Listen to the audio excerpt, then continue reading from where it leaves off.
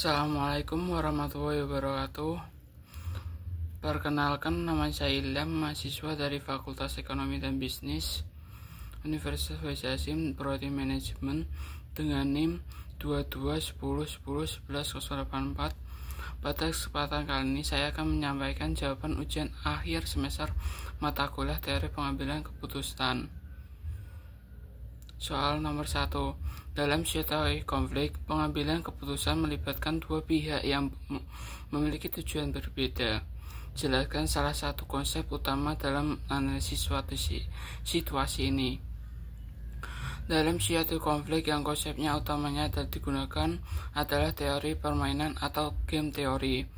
Konsep ini memodelkan interaksi antar pihak yang memiliki kepentingan yang berbeda. Setiap pihak membuat strategi berdasarkan perkiraan strategi lawan. Contoh dalam negosiasi antara perusahaan dan calon karyawan.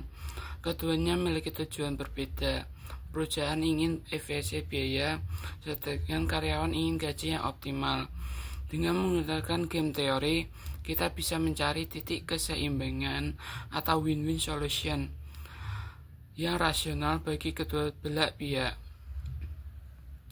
Soal nomor 2A. Jelaskan perbedaan utama antara pengambilan keputusan dalam situasi tunggal dan jamaah. Situasi tunggal adalah pengambilan keputusan diambil berdasarkan satu kriteria saja. Sementara situasi jamaah melibatkan banyak kriteria dan faktor. Pengambilan keputusan dalam situasi jamak atau tentu lebih kompleks dan membutuhkan pendekatan sistematis. Soal nomor 2B. Mengapa pembuat keputusan perlu menggunakan metode multi kriteria dalam situasi jamak? Berikan contoh. Dalam situasi jamak, keputusan harus mempertimbangkan banyak aspek secara bersamaan. Metodologi pengambilan keputusan multi kriteria seperti AHP (Analytical Hierarchy Process) membantu mengukur dan membantu kepentingan antara kriteria. Contoh, dalam seleksi calon karyawan, HRD mempertimbangkan pendidikan, pengalaman, kemampuan komunikasi, dan kemampuan teknis. Dengan metode multi kriteria, keputusan jadi lebih objektif dan tepat sasaran. Soal nomor 3A. Jelaskan kelebihan dan kekurangan dari group decision making. Kelebihannya, lebih banyak perspektif. 2. Kolaborasi antar anggota. 3. Potensi solusi inovatif yang lebih besar.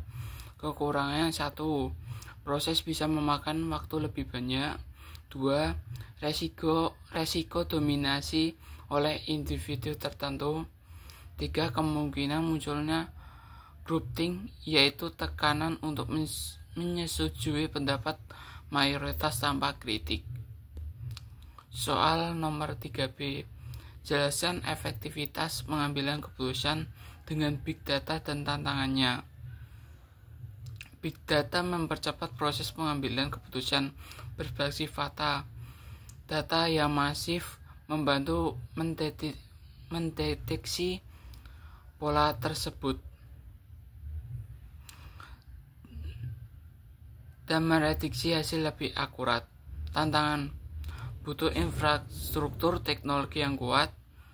2. Masalah etika dan keamanan data pribadi. 3. Sumber daya manusia yang mampu menganalisa dan menaksir data dengan benar. Soal nomor 4. Jelaskan mengenai teori pengambilan keputusan, transcendent, manfaat dan karakteristiknya.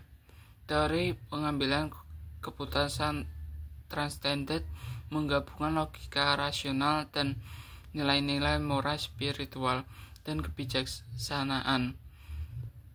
Karakteristiknya, 1. Tidak hanya mementingkan hasil dan juga proses yang etis. 2. Mengutamakan kejujuran, kebermanfaatan, dan harmonis. Manfaatnya, keputusan menjadi lebih bermakna dan berkelanjutan, cocok dalam organisasi berbasis nilai dan pelayanan publik. Soal nomor 5, berikan contoh mengimplementasikan keputusan kelompok dan transcendent. Contoh keputusan kelompok. Tim manajemen perusahaan berdiskusi untuk rapat untuk menentukan strategi penjelasan berdasarkan pemasukan dari divisi pemasaran, produksi, dan keuangan. Contoh keputusan transit, seorang pemimpin organisasi sosial memutuskan untuk mengeluarkan dana bantuan untuk membangun rumah warga miskin, meskipun secara finansial tidak menguntungkan, tapi membawa manfaat sosial dan nilai kemanusiaan yang tinggi. Demikian penjelasan saya mengenai 5 soal UAS keputusan pengambilan. Kurang lebihnya mohon maaf. Wassalamualaikum warahmatullahi wabarakatuh.